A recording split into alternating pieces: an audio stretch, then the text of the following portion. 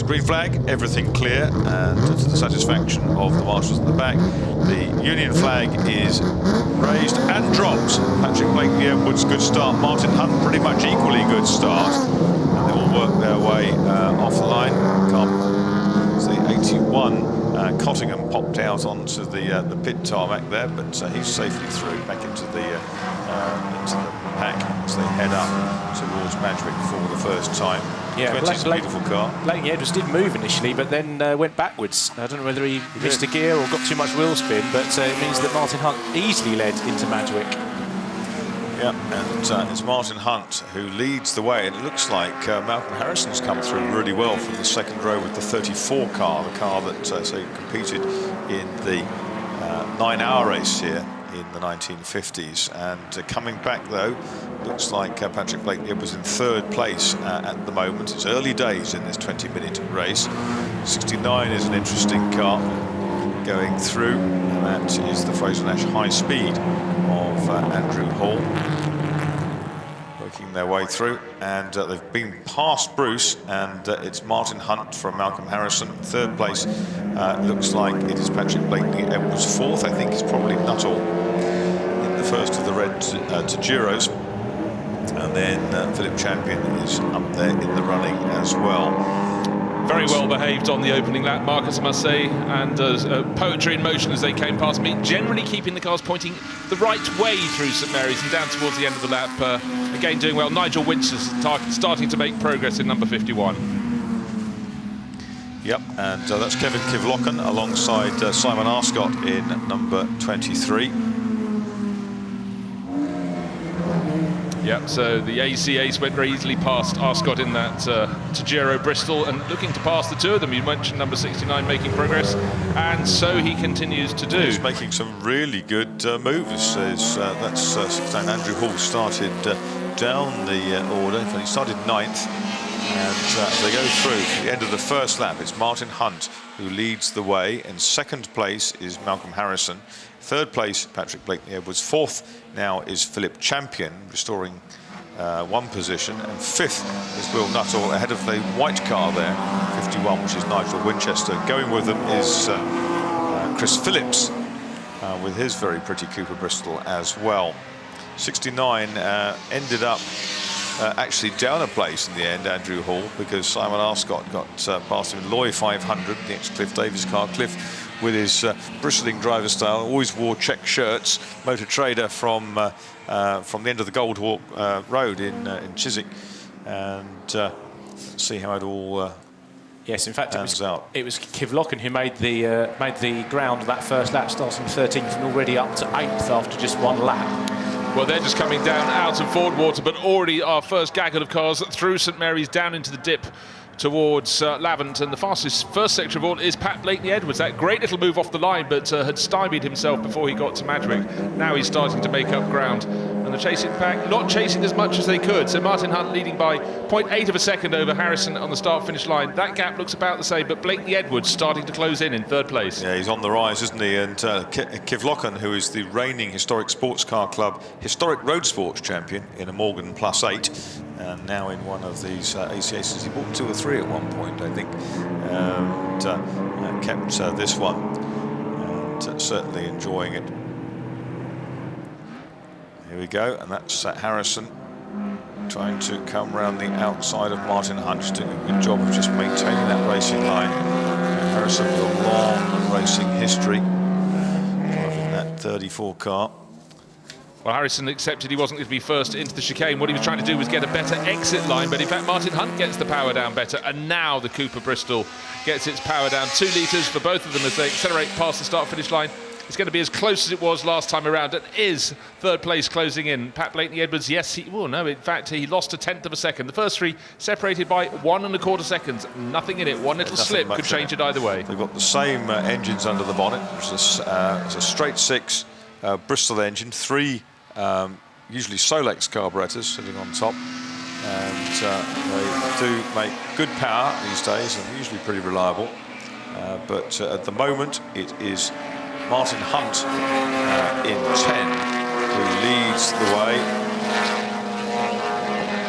I wonder wonder whether his teammate, Patrick Blakeney-Edwards, they work run under the Blakeney Motorsport banner, under the out of Buntingford in Hertfordshire. And I wonder whether there's anything that Patrick Blakeney-Edwards could do to take the pressure off Martin Hunt. Well, you can see in the shot now that in the background is Pat Blakeney-Edwards, number 17, not close enough to trouble the chasing Harrison, so Hunt's still got some pressure from behind and hanging on bravely. Gamely is number 12, Philip Champion, in 4th place, and then the next car down the line, number 21, Will Nuttall. Yeah, good to see that he's okay after that bang he had yesterday in the Bizzarini.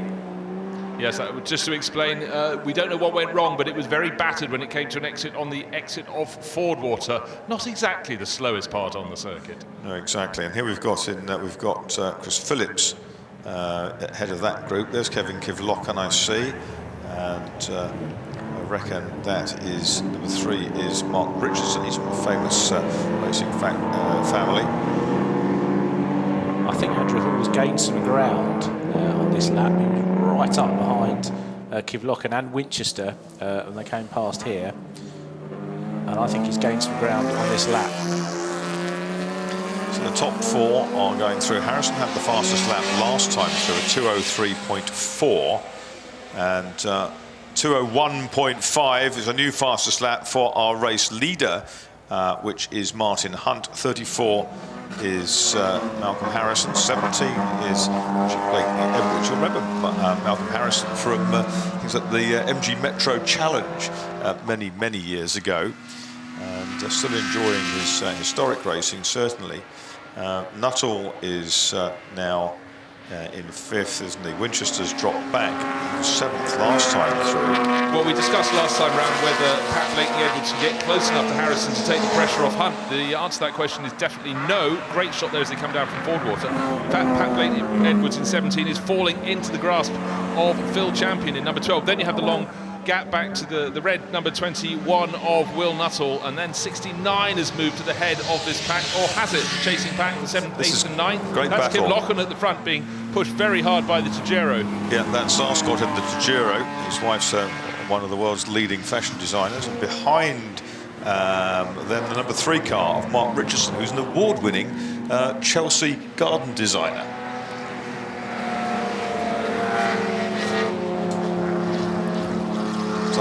Jeremy Richardson used to race Darren's in the European 2-litre Sports Car Championship, and Dad Peter as well. It's a working lap 4.72 between them at the end of the last lap. Great, they've just picked up the man charging from the back, number 14, the white Mila Fraser Nash. Julian Majoub started down in effectively 28th, 29th position. He's the back of your shot there, coming up with the twin grille, closing in on 27. We'll pass him no time at all. When conditions get wet, Julian Majoub really gets going. He doesn't stint on the throttle, does he? Yeah, he's just coming up behind Tim Summers. Best middle section of anybody for Harrison in 2nd place. I bet that's running on Brockley tyres, which are perfect for the conditions. This tyres company started by Julian Mazoub. And you're right, Mark, it's a new fastest lap from Harrison, and he's now moved to within 0.2 of a second of the leader, and they're both dropping. Blakeney-Edwards a little bit surprising there, but he's almost 5 seconds off the back of that fight now. And Harrison doing a great job. He was 2.7 seconds off in qualifying, so he's obviously enjoying these conditions much more.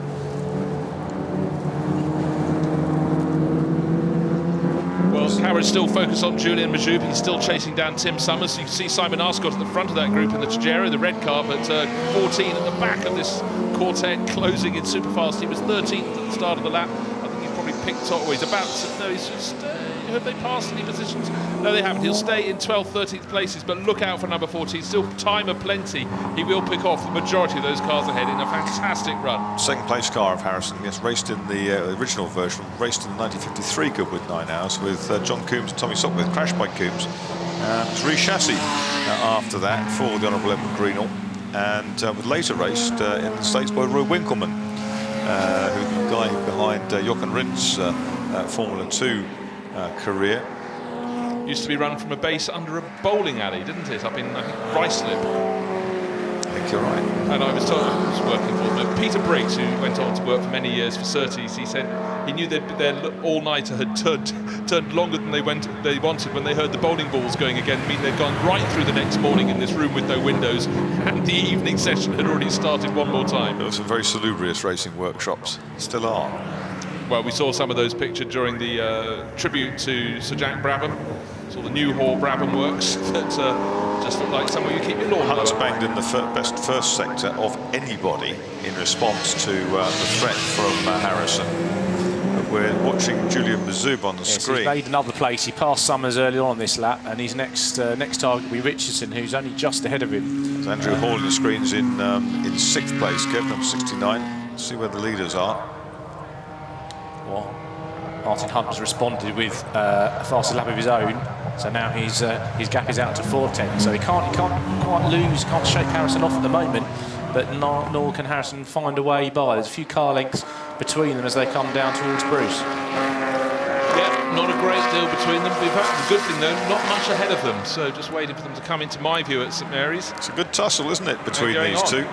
It's a great tussle, and it could be shaken up by simply finding back markers at the right place for one and not to the other. Pat Blakeney-Edwards still got plenty of company from Phil Champion, who seems to be closing in that 4th place, number 12. Blakeney-Edwards' best lap, 2:03.201, and Phil Champion's best lap, a 2:02.681. 4/10 fastest. Yeah, last time. And now Blakeney-Edwards slightly blocked by number 26 as they went through St Mary's, and that's going to allow Champion to close right in on his tail. That was Ned Speaker, the Fraser Nash high speed, not doing anything wrong, but just being where Pat Blakeney-Edwards wanted to go. So perhaps there will be a position change for 3rd towards the end of this lap. No, Champion is still in behind. Warren Speaker, American of Dutch extraction, which is why he's known as Ned for Netherlands. But Ned Speaker, great guy, comes over and races regularly here.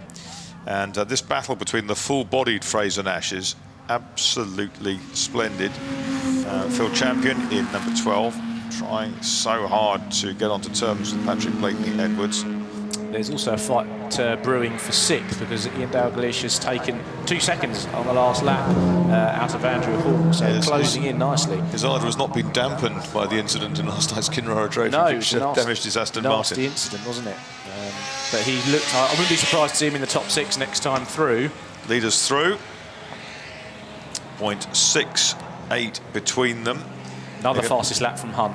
Yeah, they're going to find more and more traffic ahead of them, I suspect, because here with 328 BMWs ahead of them and that number 8 car, which is James Wood. Here comes that battle, and it's coming down again. 0.69 between Blakeney-Edwards and Champion.